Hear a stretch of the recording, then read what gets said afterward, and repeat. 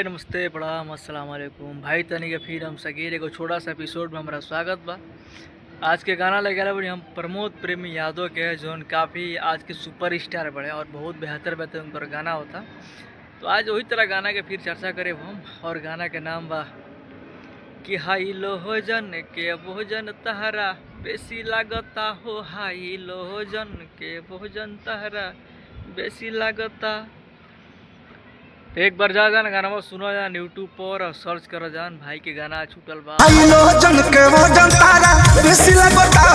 तो भाई ये गाना ला प्रमोद प्रेमी यादव जी के जो आज के सुपर स्टार बड़े और बहुत ही खतरनाक इनका गाना होता। इनका गाना पर रील भी बहुत शूट होता, बहुत ही बड़का बड़का गाना बनता।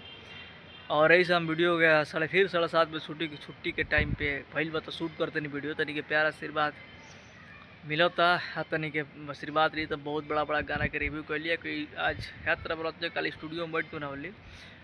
तो भाई लोग एक बार जा जान अच्छा थोड़ा सा गाना के झलक देखा जान, हम थोड़ा दिखाओ तनी गाना के झलक।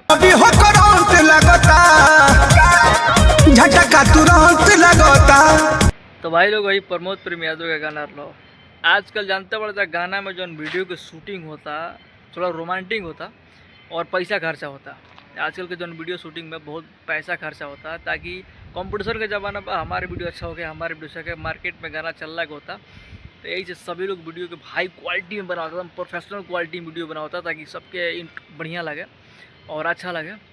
तो हमू भैया वीडियो शूट करते नहीं तरीके प्यार आशीर्वाद रही नहीं दिन तो गर्दा हम लोग उड़ा दिया लई, ऐसा कोनो बात नहीं है हमारे तो नहीं, लेकिन तनिक सपोर्ट प्यार आशीर्वाद रही तो कुछ कर लीजिए। अगर मरते अगर वीडियो पर आगे बढ़ जाए चैनल सब्सक्राइब कर दे जान और वीडियो को शेयर कर दे जान और चलो जान।